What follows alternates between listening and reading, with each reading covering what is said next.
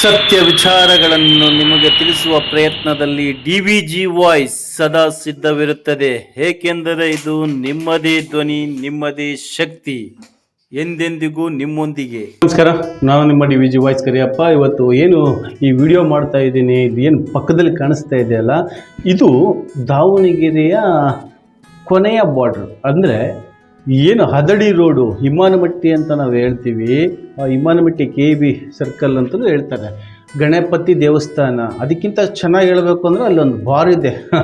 ಅದನ್ನು ಹೇಳಿದ್ರೆ ಕರೆಕ್ಟಾಗಿ ಗೊತ್ತಾಗ್ಬಿಡುತ್ತೆ. ಅದರ ಆಪೋಸಿಟ್ ಏನು ಸರಸ್ವತಿ ಬಡಾವಣೆಗೆ ಏನು ಎಂಟ್ರಿ ಕೊಡ್ತೀವಿ, ಅಲ್ಲಿ ನಮ್ಮ ಅಧೀಕ್ಷಕರ ಕಚೇರಿನೂ ಸಹ ಬರುತ್ತೆ. ಸರ್ಕಾರಿ ಪೊಲೀಸ್ ಇಲಾಖೆಯ ಅಧೀಕ್ಷಕರ ಕಚೇರಿ, ಮಾನವ ಮತ್ತು ಆಯೋಗ.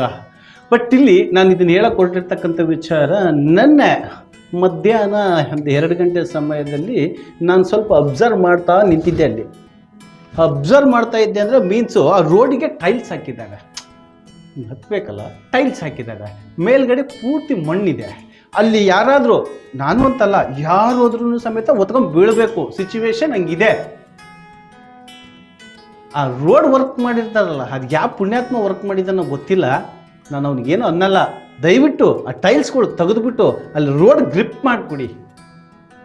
ಯಾಕೆ ಅಂತ ಹೇಳಿದರೆ ಅದು ಎಂಥವ್ರು ಎಕ್ಸ್ಪೀರಿಯನ್ಸ್ ಇದ್ದವನು ಹೋದ್ರೂ ಸಮೇತ ಬೀಳ್ತಾರೆ. ನಿನ್ನೆ ಬಿದ್ದರು, ಒಂದು 3-4 ಜನ ಬಿದ್ದಿದ್ದಾರೆ ಅಲ್ಲಿ. ನಿನ್ನೆ ಒಂದು ಜಸ್ಟ್ 10 ಮಿನಿಟ್ಸಲ್ಲಿ 3-4 ಜನ ಬಿದ್ದಿದ್ದಾರೆ.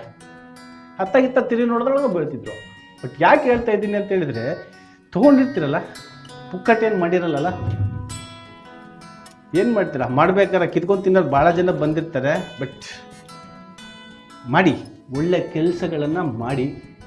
ಯಾಕೆಂದರೆ ಪಾಪ ಅಲ್ಲಿ ಗುಂಡಿ ಬಂಡಿ ದಿಮ್ಮನ್ ಗುಂಡುಗಳು ಬಿದ್ದಿದ್ವು. ಆ ಗುಂಡಿಗಳು ಸ್ವಲ್ಪನೇ ಮುಚ್ತಾ ಇದ್ದೀರಾ. ಇನ್ನೂ ಮುಂದ್ಗಡೆ ಹೋದರೆ ದೊಡ್ಡ ದೊಡ್ಡ ಗುಂಡಿಗಳಿದ್ದಾವೆ, ಅವನು ಸಹ ಮುಚ್ಚಿರಿ. ಬಟ್ ಇದನ್ನು ಮಾತ್ರ, ಅಂದರೆ ಏನು ಹಿಮಾನಮಟ್ಟಿಯಿಂದ ಮೇಲ್ಗಡೆ ಸರಸ್ವತಿ ಬಡಾವಣೆಗೆ ಬರ್ತಿರಲ್ಲ, ಅದನ್ನು ದಯವಿಟ್ಟು ಈ ವಿಡಿಯೋ ನೋಡಿದ ತಕ್ಷಣ ಅದಕ್ಕೆ ಸಂಬಂಧಪಟ್ಟಿರ್ತಕ್ಕಂಥ ಅಧಿಕಾರಿಗಳು ಅಲ್ಲಿ ನಿಂತ್ಕೊಂಡು ಮಾಡಿಸ್ಬೇಕು. ಇಲ್ಲ ಅಂದರೆ ನೇರವಾಗಿ ನಿಮ್ಮ ಹತ್ರಕ್ಕೆ ಬರ್ತೀನಿ. ನಮಸ್ಕಾರ.